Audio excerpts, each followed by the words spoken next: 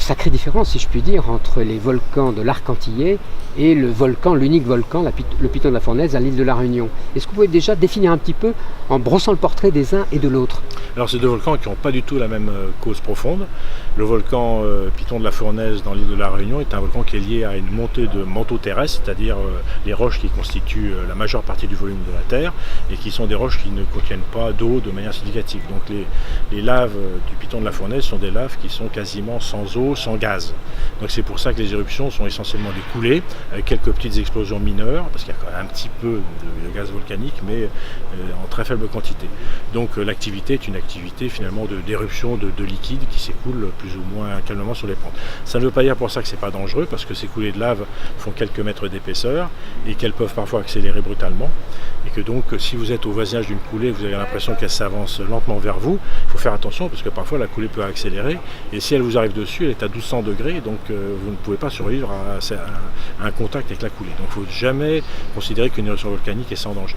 Donc ça, le Piton de la Fournaise est un volcan qu'on considère comme pas très dangereux pour cette raison-là. Il ne fait pas d'explosion. Les éruptions sont confinées dans l'enclos, c'est-à-dire un endroit bien circonscrit. Donc on sait où ça se produit.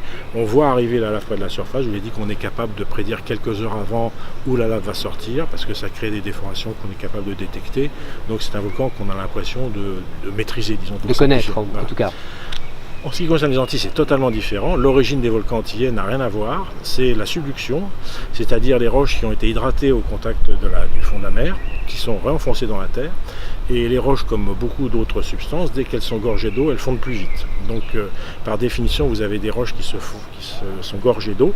Et donc, l'eau à haute température, c'est du gaz. Donc, vous avez, par construction même de ces laves-là, vous démarrez avec un système qui est déjà beaucoup plus riche en gaz volcanique.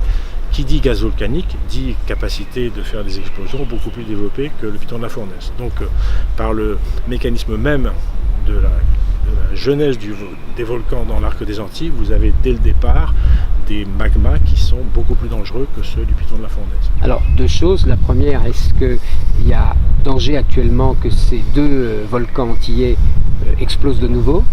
Et puis, comment peut-on prévenir une telle éruption? Alors, prévenir une éruption, on ne peut pas prévenir, on peut la voir venir éventuellement. Alors, la montagne pelée, ces volcans-là, si vous voulez, c'est comme un système de plomberie. Vous avez une source qui est profonde, et puis vous avez un réservoir qui est superficiel, qui joue un rôle important. On sait à peu près où ils sont situés. Sur la montagne pelée, par exemple, c'est un réservoir qui se situe à environ 9 km de profondeur. Quand vous avez une grande éruption comme celle de 1902, qui est suivie de celle de 1929, vous avez une vidange du réservoir qui fait que le volcan n'est pas capable à l'heure actuelle d'engendrer une grande éruption, tout simplement parce qu'il n'y a plus le volume de magma nécessaire. Donc la montagne pelée est considérée comme un volcan qui n'est pas dangereux parce qu'il n'a plus la capacité de mobiliser des volumes importants. Ça n'empêche qu'on le surveille, parce que évidemment ces connaissances-là, c'est des connaissances génériques, et il se peut très bien que le volcan ait un petit réservoir accessoire, donc on se méfie. Que vous n'auriez pas vu. Qu'on n'aurait pas vu, donc il faut toujours se méfier. Mais il n'y a pas d'activité, disons, profonde sous la montagne pelée qui indique que quoi que ce soit est en train de se produire. Et pour la soufrière? La soufrière, par contre, la dernière éruption magmatique date d'il y a plusieurs centaines d'années. Je crois que c'est vers le XVIe siècle, je ne me souviens plus de la date exactement. Donc typiquement, les volcans, il leur faut quelques centaines d'années pour se recharger. Donc voilà, on est dans un volcan qui n'a pas eu d'activité magmatique depuis un certain temps, et il se pourrait très bien qu'il est en train de se recharger. Il fait des éruptions phréatiques plus ou moins régulières, on en connaît déjà depuis plus d'un siècle, au moins 5. Donc ce qui dit éruption phréatique, c'est-à-dire des éruptions qui sont essentiellement l'explosion du système hydrothermal, donc de l'eau qui est dans les parties superficielles du volcan. C'est pas très dangereux à certaines distances. Si vous êtes dessus, c'est très dangereux, mais ça c'est quelque chose qu'on peut éviter. Mais par contre, il est clair que ces éruptions-là, même si elles ne sont pas très dangereuses, elles indiquent qu'il y a de l'énergie qui est fournie au volcan. L'énergie ne peut venir que du magma, et donc c'est un volcan qui est à l'heure actuelle probablement en train d'être rechargé. Donc il y a quand même un risque avec la soufrière. Alors la soufrière est un volcan qu'on surveille tout particulièrement. Alors à court terme, on est plus inquiet d'un risque d'éruption phréatique, parce que c'est le mode d'activité qu'il a depuis déjà plus d'un siècle. Donc c'est pour ça qu'on le surveille particulièrement, parce que ce sont des éruptions plus superficielles et donc qui sont pas de même type que les éruptions magmatiques. Comment différencier le fait dans l'observation d'un volcan entre les signes précurseurs d'une prochaine éruption volcanique et les signes d'activité d'un regain d'activité d'un volcan qui sont juste de simples signaux d'alerte? Ben, si vous voulez, un volcan, il faut imaginer que c'est un réservoir qui est poreux, qui est chargé d'eau. Donc l'activité, elle vient tout simplement du fait qu'il y a de l'eau qui est mise à haute température, qui fait des éruptions gazeuses. C'est un peu comme vous avez une orgue, c'est des tuyaux d'orgue qui se mettent à vibrer lorsque l'eau qui est devenue vapeur s'écoule. Donc ça fait vibrer le système. Donc ça, c'est des activités qui sont superficielles, parce qu'elles sont justement dans les zones qui sont suffisamment perméables et poreuses pour qu'il y ait de l'eau. Mais en profondeur, sous l'effet de la pression, eh bien, toutes les fractures, les pores se referment et donc cette activité-là n'est pas possible en profondeur. Donc en revanche, le magma, lui, vient des grandes profondeurs. Donc la différence, c'est finalement la profondeur à laquelle le volcan est mis en activité.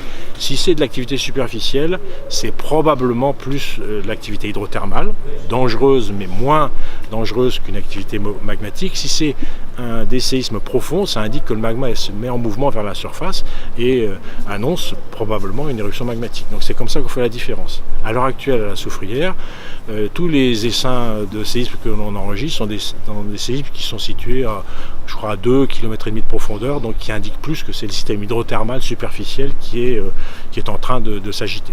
Est-ce qu'on parle beaucoup dans la Caraïbe du volcan Kikemjeni? Est-ce que ça peut avoir une répercussion, par exemple, sur la Soufrière ou la Martinique? Le Kikemjeni est un volcan qui est en croissance. C'est un volcan maintenant dont le sommet est à, je ne sais plus combien, quelques dizaines de mètres de la surface. Donc c'est un volcan qui va bientôt percer, qui va devenir une île. Le Kikemjeni n'a pas d'influence notable sur les volcans voisins. Non. Voilà. On ne pense pas, on a toujours cherché des liens entre les éruptions volcaniques.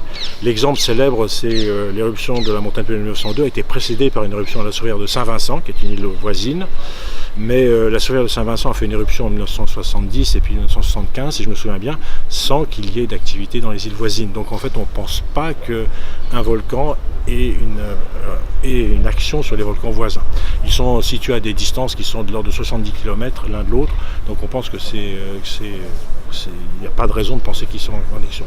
Les exemples passés que l'on a suggèrent qu'il n'y a pas de lien direct. Il y a eu, par effet de coïncidence, comme je vous l'ai dit en 1902, la Soufrière de Saint-Vincent et la montagne Pelée ont tous les deux fait des éruptions, mais c'est plus une coïncidence qu'autre chose. D'accord, merci beaucoup.